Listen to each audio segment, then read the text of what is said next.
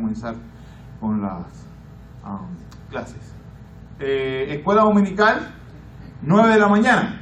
9 de la mañana, escuela dominical, hermano. ¿Qué libro estamos estudiando? ¿Alguien me lo puede recordar?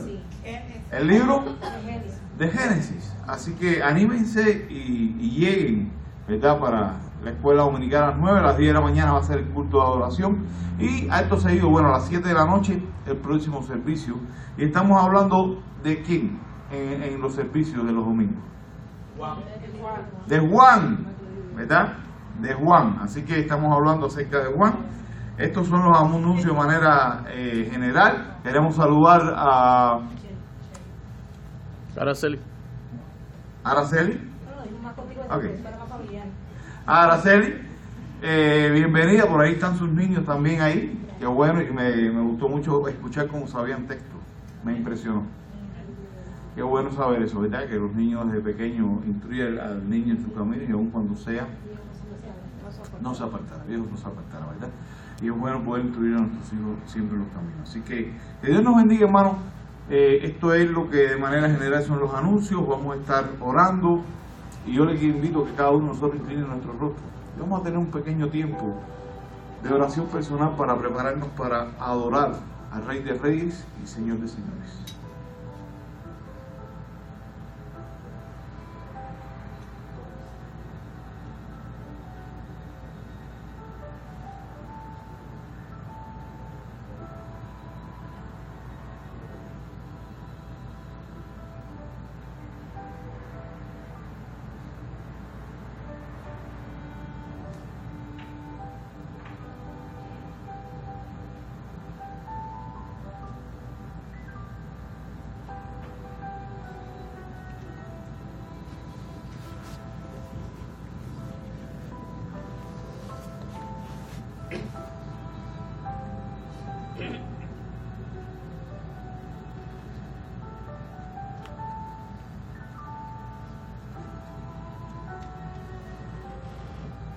Señor, estamos ante tu presencia.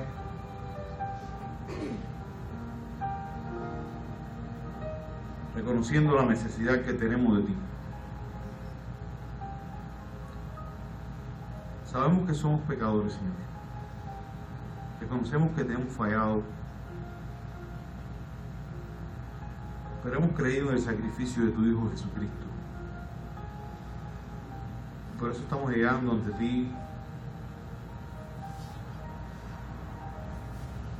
para que nos perdones, Señor, y no mires nuestras faltas, Padre.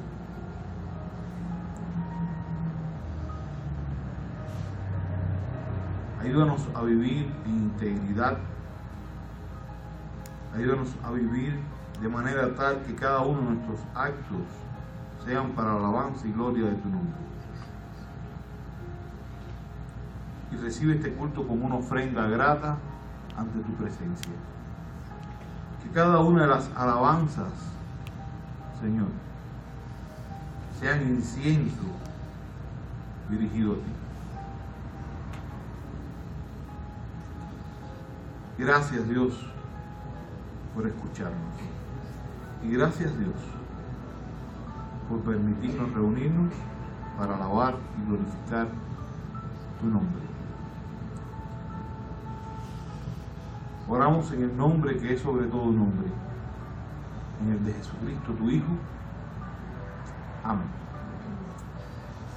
Bien, hermano, vamos ahora sí todos, ¿verdad?, a ponernos en pie y vamos a cantar el himno número 20. ¿Cuán grande es Él?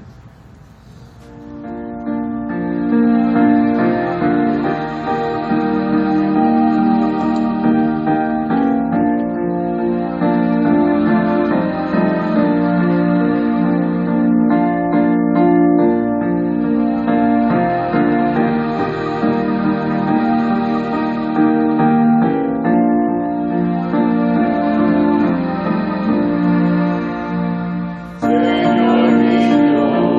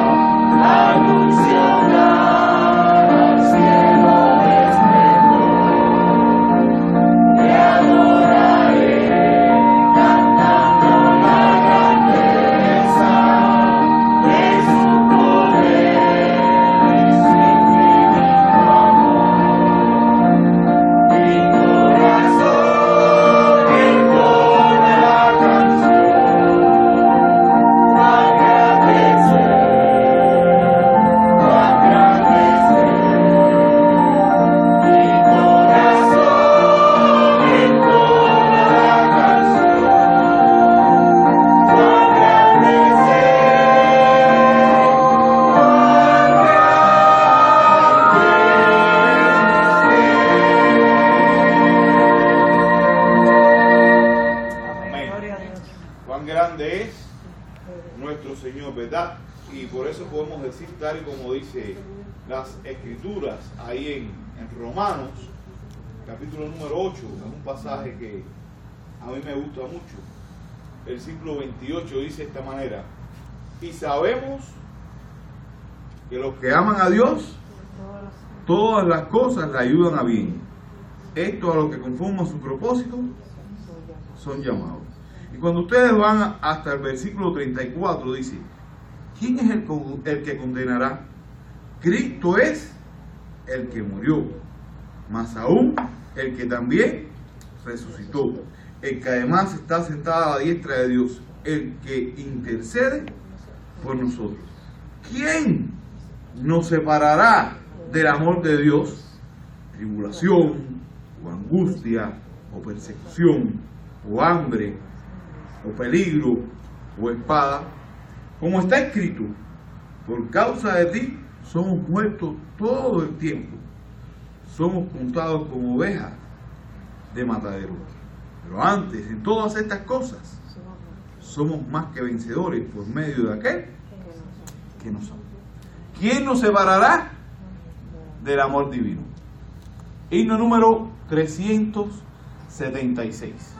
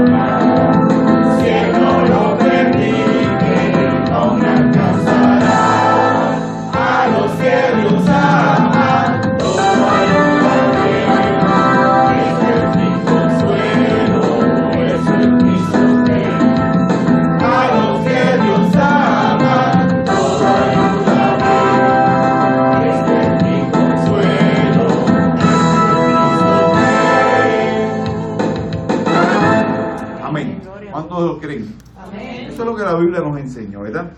Mi hermano, quiero invitarle a seguir un puesto en pie, a buscar en nuestras Biblias.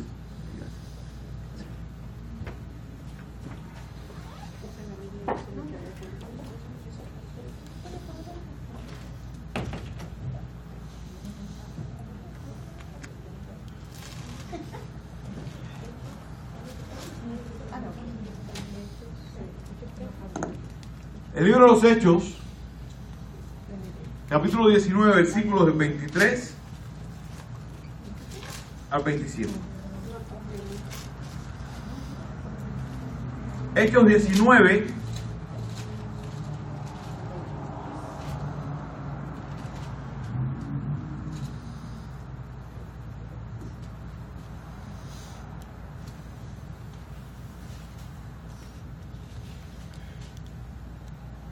del 23 al 27.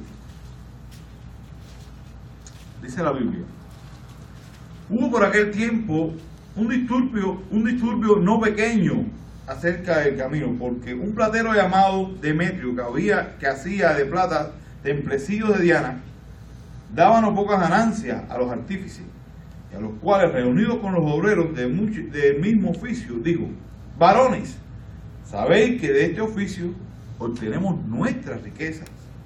Pero veis y oís que este Pablo, no solamente en Éfeso, sino en casi toda Asia, ha apartado a mucha gente con persuasión, diciendo que no son dioses lo que se hacen con las manos. Y no solamente hay peligro de que nuestro negocio venga a desacreditarse, sino también que el templo de la gran diosa Diana sea estimado en nada, y comience a ser destruida la majestad de aquella a quien venera toda Asia y el mundo entero. Vamos a orar, hermano. Señor, te damos gracias por tu palabra, porque ella es viva y eficaz. Y en ella nos muestra, Señor, el camino a seguir por tu pueblo. Ayúdanos a mantenernos firmes en ella y a vivir acorde a ella. Gracias, Señor, por la lectura. En el nombre de Jesucristo. Amén. Bien, hermanos, ¿pueden sentarse?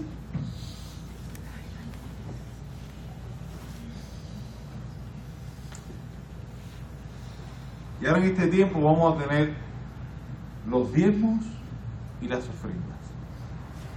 Dice la carta a los Corintios: cada uno dé como propuso en su corazón, no con tristeza ni por necesidad, porque Dios ama al dador alegre. Yo le voy a pedir al hermano Isaí, por favor, que me ayude con los diezmos y las ofrendas.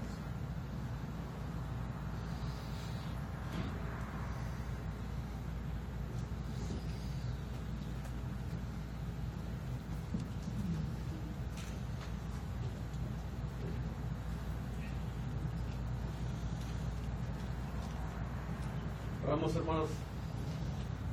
Señor y Padre nuestro, estamos aquí reunidos para gloriarte y alabarte, Señor, como tú lo mereces. Señor, gracias por todo lo que tú nos has dado esta semana, este mes, este año, esta vida, Señor. Muy agradecidos estamos de todas tus misericordias que nos has dado, Señor. En este momento estamos dispuestos a dar un poco de todo lo que tú nos has dado, Señor. De corazón te lo damos, con un corazón alegre y dispuestos a seguir tu evangelio, Señor. Bendice, Señor, en tus manos que lo están dando en este momento, y bendice también, Señor, a los que queriendo no pueden proveerle, Señor, trabajo. Ayuda también a las personas que queriendo venir no pudieron, y bendícelos, Señor.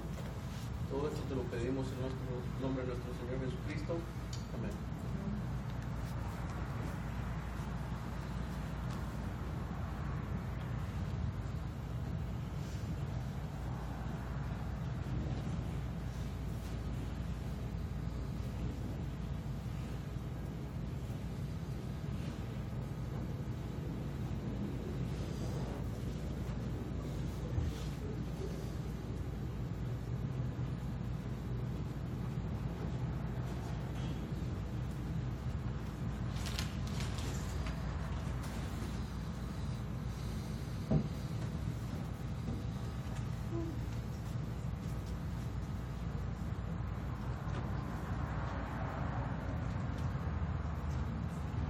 Bien, hermano, entonces damos gracias a Dios por el día de hoy, ¿verdad? Y vamos a comenzar. Hoy, recuerden que decidimos hacer como, déjenme un poco refrescar dedicar una semana al estudio y una semana a la oración, ¿verdad? Para que ambos pudieran, porque la realidad es que estábamos o quitando uno o poniendo el otro en cada uno de los programas. Yo quiero invitarle a buscar, hermanos, en su Biblia, el libro de los Hechos. No sé si se me habrá podido solucionar el asunto real. No hay caso. Vamos.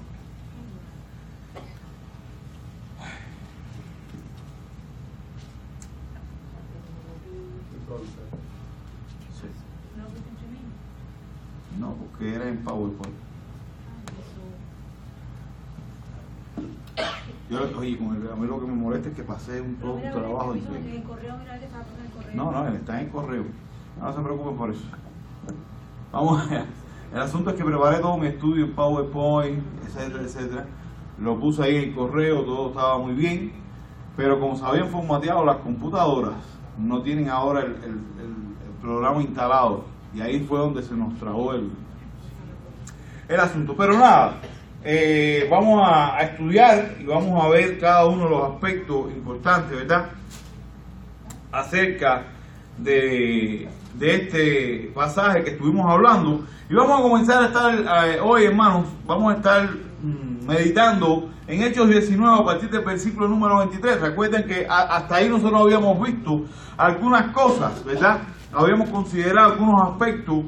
Justamente la semana pasada dimos algunos detallitos importantes, pero hoy queremos un poco más abundar. Y para podernos ubicar un poco en el contexto histórico acerca de qué es lo que estaba sucediendo, tenemos que saber en primer lugar que este era el tercer viaje misionero que Pablo estaba realizando. O sea, él había salido y estaba pasando por Asia, y la Biblia nos enseña acá que en este tercer viaje misionero él estuvo aproximadamente por 2 años. O sea, 2 años demoró no en el tercer viaje, sino en Éfeso. Aproximadamente estuvo por 2 años enseñando ahí entre los judíos. Pero sabemos también, por información, ¿no? Encontramos a través de la historia que en Éfeso se encontraba el templo de ¿quién?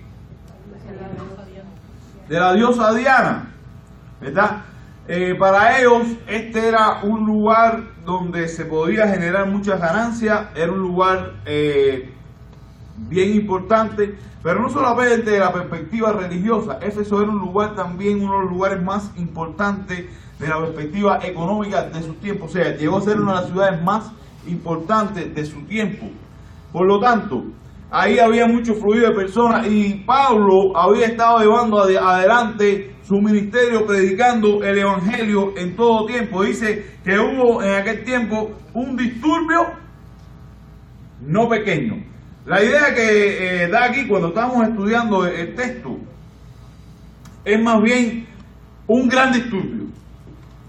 Fíjense, lo dice de una manera diferente. Un disturbio no pequeño. La idea es que lo había habido un gran problema, o sea, un tumulto de personas bien grande, bien considerado, se había unido alrededor de este problema que se estaba levantando. Y todo era porque un señor llamado como Demetrio. Todo parece indicar que Demetrio no solamente era alguien que se dedicaba a esculpir, sino que también lo que se puede entender era que era uno de los principales y que tenía de alguna manera alguna, digamos, fábrica, algún tipo de negocio.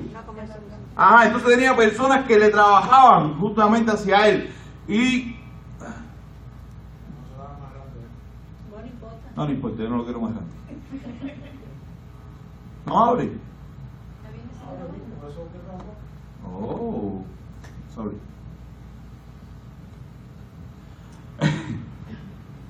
Ok, yo sigo con mi mente, yo creo. Yo voy a tener que seguir con mi mente. Bueno,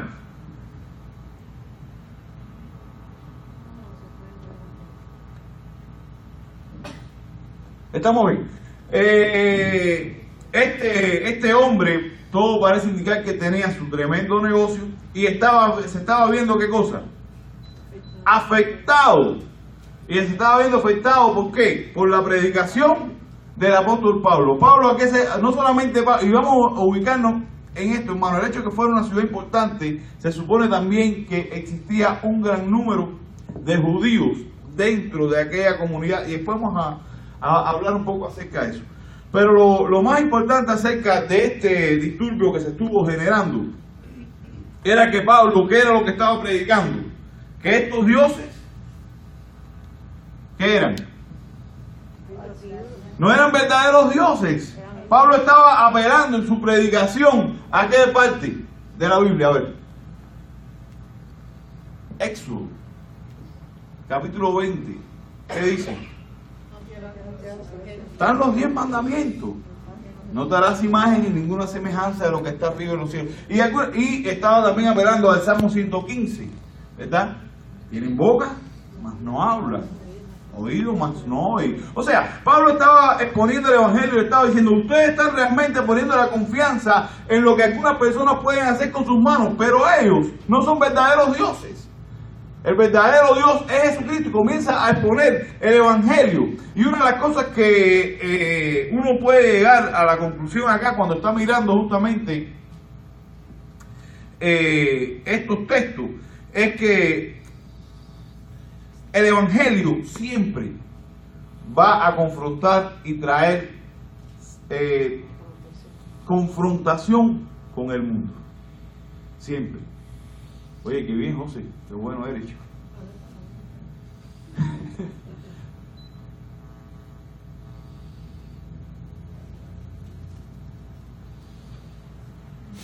Ya puedes ir pasando, José Daniel, porque yo creo que en mi mente yo fui pasando todo esto aquí.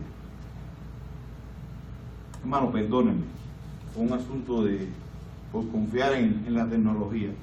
Me he dado cuenta que había confiado en la tecnología. Es un fracaso.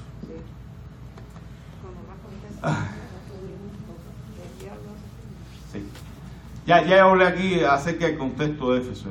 El templo de Diana, de alguna manera, estuvimos hablando. Ya estamos aquí en Gran Apolo. Dice que un hecho imprevisto aceleró la salida de Pablo de Éfeso. Qué bueno. Gracias, Osi. El motín de los plateros de la ciudad, el líder del platero, como estuvimos comentando también, ¿era quién? Demetrio. Que parece que fue el dueño o jefe de alguna de las empresas o de fábricas de plata, de empresarios de Diana, o que también, recuerden, podría ser conocida, esto para los romanos era Diana, para los griegos era Artemisa, la diosa Artemisa, ¿verdad? Que eran producidos el famoso templo de la diosa y también pequeñas estatuas de la diosa que ahí se veneraban. Era el negocio que tenían, era la manera que de alguna manera que ellos estaban generando sus ingresos. Y lo que llama la atención, que esto fue el detonante de algo que aparentemente podía haber sido un problema más bien religioso, un problema religioso. Vamos, José Daniel.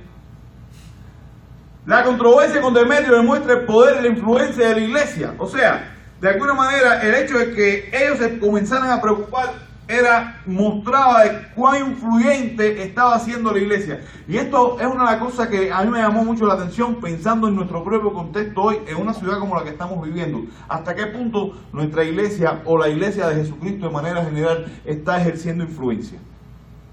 ¿Estamos ejerciendo influencia al punto tal que los dueños de los casinos se preocupen? Ellos ni saben que existimos.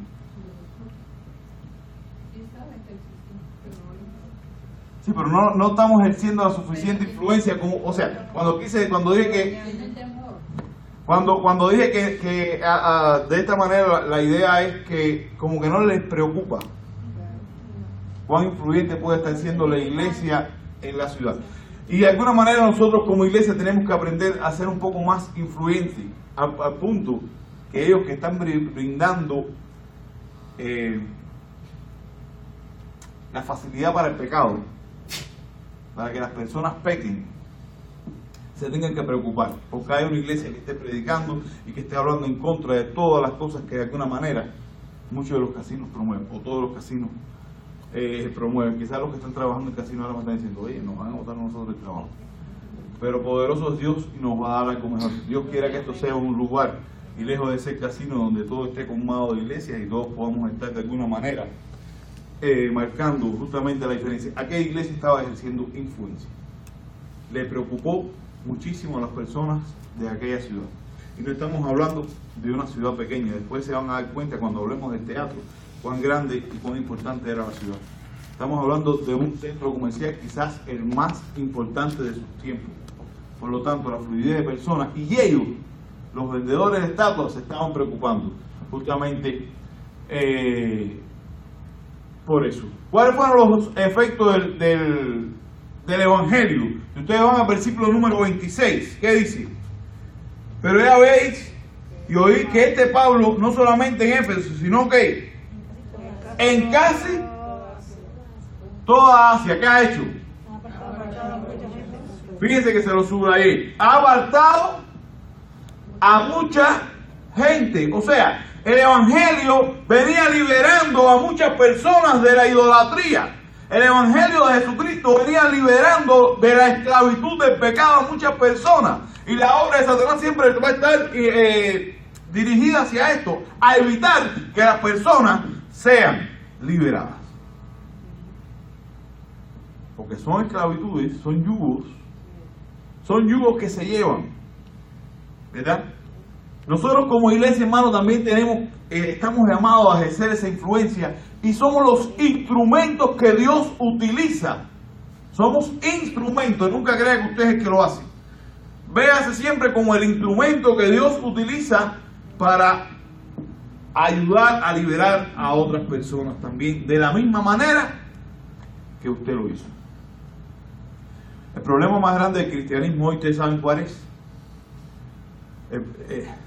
A mi criterio, es un criterio, o uno de los problemas, no solamente el problema, uno de los problemas, el egoísmo.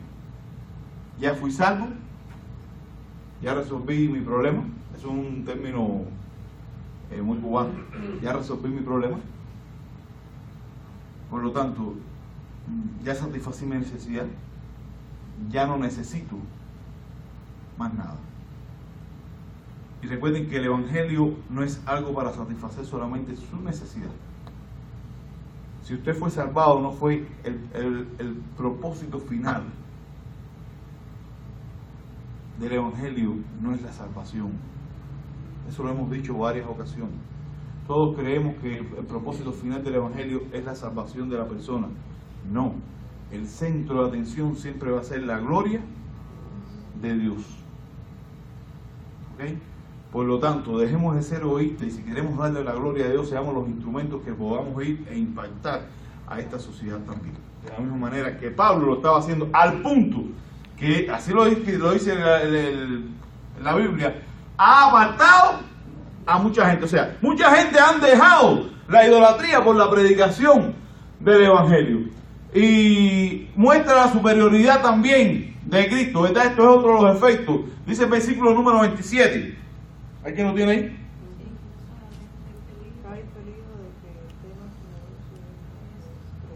Correcto. Dice, y no solamente hay peligro de que nuestro negocio venga a desacreditarse. O sea, no solamente hay peligro de que el negocio venga a desacreditarse, sino que el templo de la gran diosa Diana sea ¿qué cosa?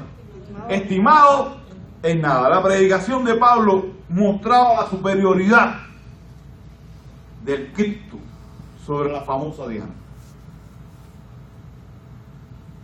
El Cristo en que nosotros hemos creído. Ninguno de los casinos de esta ciudad es más famoso que Jesucristo. Todos van a ser destruidos, pero Cristo permanece. Nosotros tenemos que ir con ese mensaje. Ninguno de esos pecados va a prevalecer. Cristo va a prevalecer. En aquellos tiempos la diosa Diana, y ustedes eso lo vamos a ver a través de la historia, ¿dónde está el templo? Déjenme decirles, ¿saben qué es el templo? Una de las 7 maravillas, considerado como una de las 7 maravillas del mundo. ¿Y dónde está? Ruinas. Y el Evangelio aún está vivo. Aún el Evangelio está vivo. Nosotros, hermanos, tenemos que mostrar a través de ese Evangelio, ¿verdad? ¿Cuál fue la respuesta del pueblo? Siempre que usted va a ir a predicar va a suceder esto, y lo hemos visto a través del libro, de todo el libro de los Hechos y a la predicación de Pablo. Siempre la respuesta va a ser, como era de esperar, mucha gente, ¿cómo respondió? A esta amenaza, como una amenaza a su religión, y comenzaron a gritar en medio del alboroto. Los obreros arrestaron consigo a 2 compañeros de Pablo, ¿verdad? A Gayo y a Aristarco. Ambos fueron prisioneros. O sea, la reacción del pueblo siempre fue en contra de ¿qué? Del Evangelio. Y este fue el gran tumulto que se generó. Y este fue el gran problema que se generó. El día que usted decida ser un paladín, o sea, ser un defensor del Evangelio, quiero que sepa que va a encontrar gran oposición. Aun cuando estamos en una ciudad libre, últimamente veo muchos videos donde en este país personas han estado predicando y se lo han llevado preso.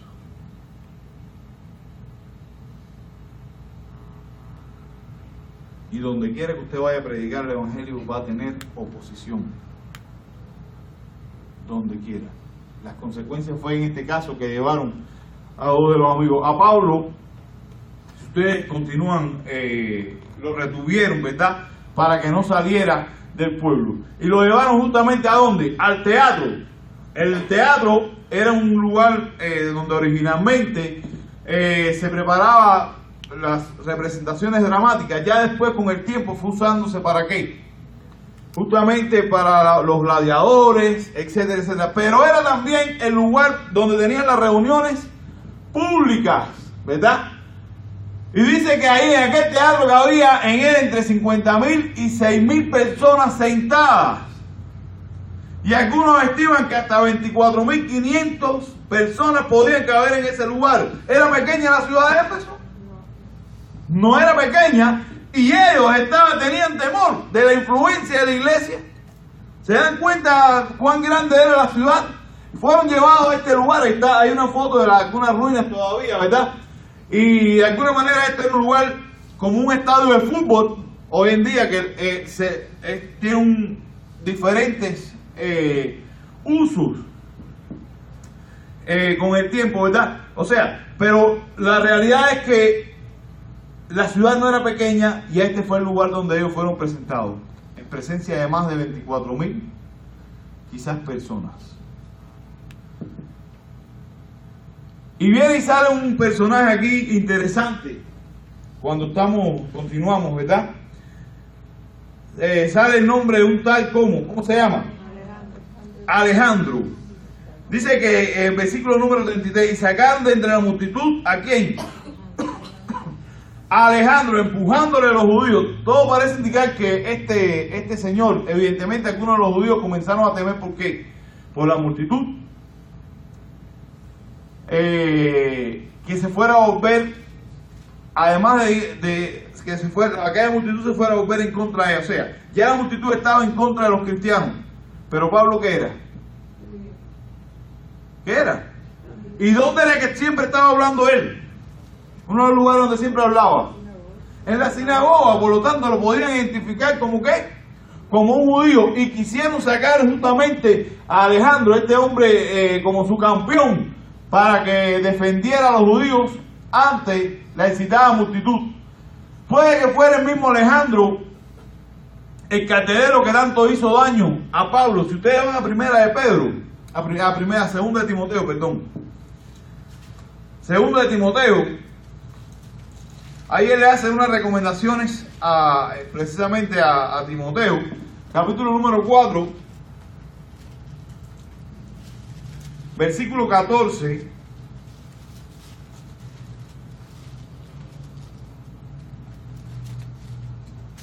Hace mención, algunos consideran que se refiere a este mismo personaje.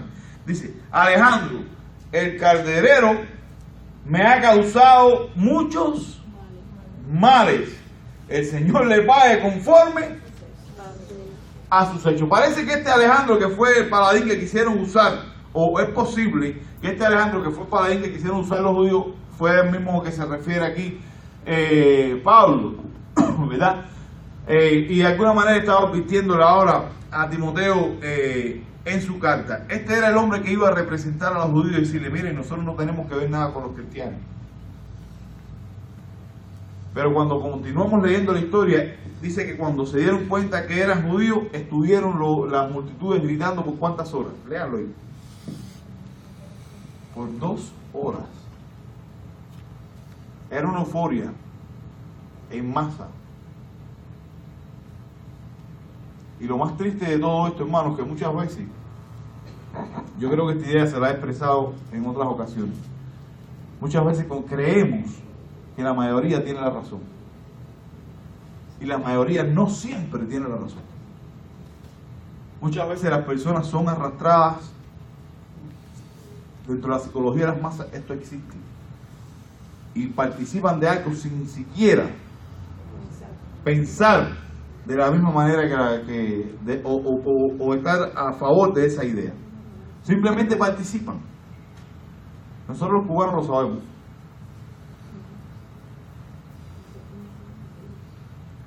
Miren, cuando estuvimos hablando ahora en Resurrección, ¿se acuerdan? Las mismas personas, para que ustedes vean cómo funciona la mente humana, las mismas personas que gritaban, bendito el que viene en el nombre del Señor, Hosanna, a la semana estaban gritando, crucifíquenle. Las mismas multitudes. Y esto es lo que estaba sucediendo. Todo el mundo oyó, ¿verdad? La expresión grande es Diana de los Efesios. Y ahí todo el mundo comenzó a hablar, decir, grandes Diana de los Efesios. Y por 2 horas estuvieron gritando. Me supongo que hayan quedado sin garganta, ¿no? Porque yo no sé cuántos de ustedes les gusta el deporte. ¿A alguno de ustedes les gusta el deporte? No. Bueno, mira, hacemos eso. Cuando yo iba cuando íbamos allá a ver el béisbol, oye, yo iba a ver los estadios después ronco, porque gritaba. Siempre había algo que decir. Estas personas también estaban de alguna manera ahí gritando, pero era con un enfoque justamente religioso. Después aparece otro señor que es conocido como Gate, el escribano. En esta historia aparece otro señor que es conocido como el escribano. Esta persona se supone que era el oficial. Vamos a ir al versículo 35. Entonces el escribano, cuando había apaciguado a la multitud, dijo, o sea, este era un hombre que lo habían escogido, miren, para que no vivamos muy ajenos a esto, ya en este tiempo había democracia. Este era un hombre escogido por el pueblo. O sea, que el pueblo había escogido para que de alguna manera lo representara. Era un oficial ejecutivo de la Asamblea Cívica que tomaba parte en la confección de los proyectos de decreto que se presentaban y lo hacían grabar cuando se lo aprobaran. Actuaba también como oficial de enlace entre el gobierno civil y la administración provincial de Roma, que tenía su cabecera en Éfeso como una de las ciudades más importantes. Las autoridades romanas lo harían responsable de la asamblea alborotada. Una de las cosas que tenía Roma era esto. Roma dejaba la libertad religiosa, no sé si se han dado cuenta o lo conocen la historia. Roma tenía la libertad religiosa, ellos llegaban, conquistaban y permitían, pero ponían a representantes de ellos ahí para que de alguna manera guardaran toda la tranquilidad. Cuando se armaba un rollo, ahí mismo mandaban a las tropas y arrasaban. Esto pasó en Jerusalén en el año 70 después de Jesucristo, cuando, de hecho, fue algo predicho por el mismo Jesucristo, ¿no? Pero ellos tenían ahí a su representante, pero cuando la ciudad en algún momento se alborotó, ¿qué fue lo que sucedió? Al momento mandaron sus tropas y la aniquilaron. No convenía con una ciudad tan próspera, donde el negocio iba todo bien, tuviera que intervenir la fuerza romana. Era mejor arreglarlo de una manera. Y de una manera bien interesante, ¿qué fue lo que sucedió? Trajo paz a aquellos hombres y le dijo, miren, vamos a ubicarnos en esto. Si Demetrio tiene problema con ellos, que los arregle. O vamos a ver, para eso nosotros tenemos un lugar cívico para tratar los problemas. No vamos a estar armando. Era todo un político. Era todo un político que pudo contener aquella ciudad. José Aníbal. Dice que la multitud fue aplacada. Y esta fue la respuesta. Si Demetrio y sus compañeros artesanos tenían alguna queja seria que efectuar, dijo el escribano de la ciudad, que lo hicieran de una manera ¿cómo? Apropiada. Había días especiales a reuniones de los tribunales, los días en que se reunía la convención de los ciudadanos o a la presidencia del gobernador justamente de la provincia. ¿Cuáles cosas podemos aprender de este pequeño texto que acabamos de alguna manera repasar desde una perspectiva histórica y que trae grandes enseñanzas a nuestra vida. Primero que nada, el Evangelio genera siempre oposición. No tenga duda, de la misma manera que cuando Pablo estaba saliendo a predicar y tuvo oposición, hoy también si usted sale a predicar va a tener oposición. En segundo lugar, el amor al dinero es la raíz de todos los males. La Biblia lo enseña y es un principio que se cumplió aquí. ¿Cuál fue? ¿Por qué se generó todo el problema? ¿Por convicciones religiosas?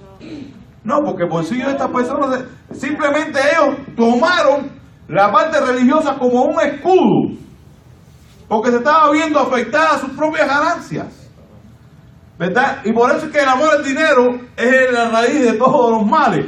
Ser cristiano implica, hermano, también estar expuesto a ¿qué? Al sufrimiento. Y es una gran realidad. Estos dos hombres que estaban con Pablo, ¿qué les sucedió? Fueron el objeto de todo tipo de crítica y de gritería, me supongo. Todo lo que quisieron decir, e incluso de maltrato. Y en cuarto lugar, el Señor puede usar a impíos para arreglar incluso sus propios problemas. En este caso, utilizó al escribano para poder salvar y aplacar un poco la situación que se había generado. Porque si en las condiciones que se encontraba toda la multitud, podían perfectamente haberlos asesinado ahí. Porque lo más malo que hay es una multitud eufórica. Pero Dios quiso usar a alguien. Y eso usted lo va a encontrar a través de la Biblia. Dios usa soberanamente a quien Él quiera. Estos son principios que de alguna manera se cumplen justamente en todo este escenario, ¿verdad? En toda esta historia, y que son aplicables justamente también a cada uno de nosotros. Que el Señor nos bendiga, hermano, y nos ayude a cada día entonces poder vivir y sacando cada una de estas enseñanzas, independientemente de conocer todo el contexto como se desarrolló realmente, porque cuando uno puede ver todo el contexto donde se desarrolla, un poco que se le abre a uno el diapasón, puede entender un poco mejor las cosas, ¿verdad? Pero podemos también tomar las enseñanzas que están implícitas justamente dentro del pasaje.